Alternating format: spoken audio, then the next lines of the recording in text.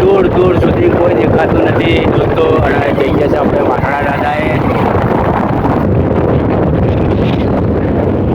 આ છે કચ્છનું નાનું રણ.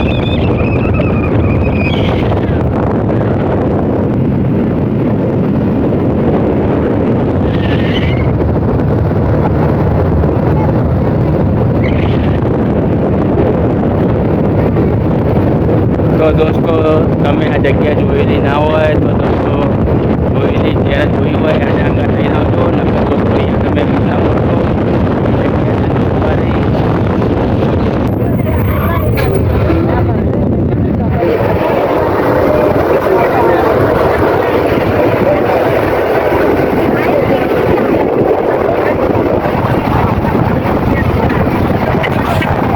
તો આજે ધજાઓ મારેલી છે એ બાજુ આપણે જવાનું રહેશે. જો દોસ્તો અમે અહીંયાને ભૂલા પડ્યા છે. જો ભૂલી જવાય એવો રસ્તો છે આર્યો. જો ધજા મારેલી છે વીર વછરાજ દાદાની.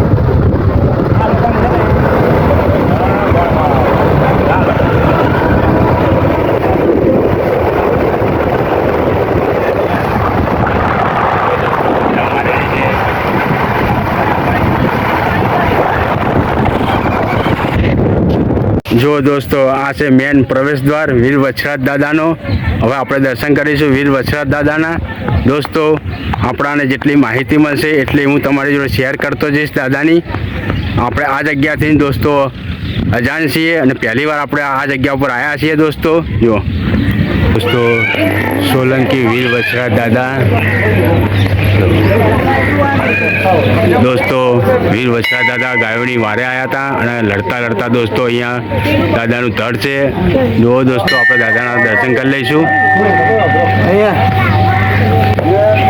જય વીર વછરાજ દાદા.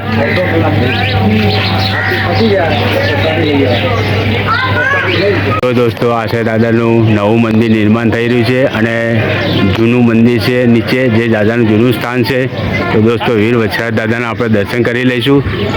તમે પણ દાદાના દર્શન કરી લેજો દોસ્તો વીર વછરાજ દાદાના. આ નવું મંદિર દાદાનું નિર્માણ થઈ રહ્યું છે. જો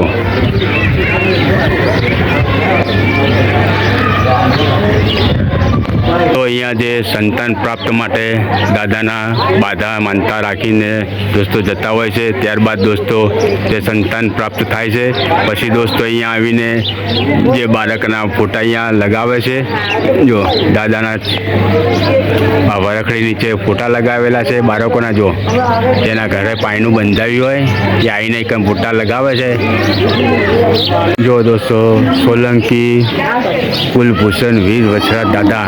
અને દોસ્તો અહીંયા પણ જો ગૌ માતાની વારે વીર વછરાજ દાદા આવેલા છે. જો આ છે અને દોસ્તો ગેવડ ગાય છે અને આ છે મોતી કૂતરો. જો દોસ્તો આ છે ટોલી, આ છે પૂનાબા, આ દેવબા છે. જો અને વીર વછરાજ દાદા આ છે વીર વછરાજ દાદાની ગાયો. જો એક ગાયોમાંથી અત્યારે હજારો ગાયો છે દોસ્તો. જો આ છે જગ્યા વીર વછરાજ દાદાની. જો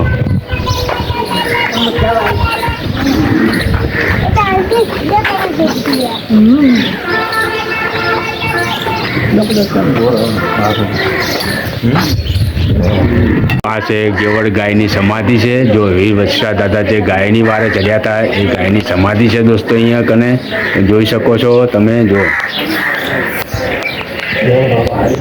જય દાદા.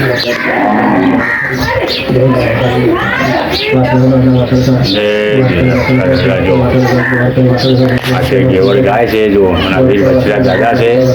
વછરાજ દાદાનો ચમત્કાર માનો તો જુઓ આ વીર વછરાજ દાદાનો દોસ્તો ચમત્કાર કહેવાય. વગર મોટરે અને વગર બોરે અહીં કને પાણી ચાલુ છે અને પાછું મીઠું પાણી. તમે જુઓ આખા પટમાં ખારું પકવે છે અને એક મીઠું પાણી છે. તમે જુઓ માસ્ટર તમે પાણી પીધું ને? સરસ મીઠું પાણી છે અને કોઈ પણ પ્રકારના મોટર કે પંપ વગર પાણી આવે છે. જો આર્યું પાણી કુદરતી પાણી છે અને આજુબાજુના 50 કિલોમીટરમાં નકરો ખારો પાટ છે અને કહેવાય એક નાનું તણકલું પણ ઉગેલું નથી અને આટલા વિસ્તાર જ એવો છે જે લીલોતરી અને હર્યો ભર્યો છે એ વછરાજ દાદાની કૃપાથી જ આ બધું શક્ય બને, એ સિવાય કદાપી શક્ય બને નહીં. જય વછરાજ દાદા. જય વીર વછરાજ દાદા. જો દોસ્તો આર્યું પાણી આવે જો 24 કલાક ચાલુ ને ચાલુ હોય પાણી. દોસ્તો તમને જો આ વિડીયો પસંદ આવ્યો હોય વીર વછરાજ દાદાનો તો કમેન્ટની અંદર દોસ્તો વીર વછરાજ દાદા લખી દેજો અને વિડીયોને વધુમાં વધુ શેર કરજો, લાઇક કરજો અને ચેનલને દોસ્તો સબસ્ક્રાઈબ ના કરી હોય તો ચેનલને સબસ્ક્રાઈબ કરી દેજો. મળીશું ફરી એક નવા વ્લોગ વિડીયોમાં દોસ્તો. જો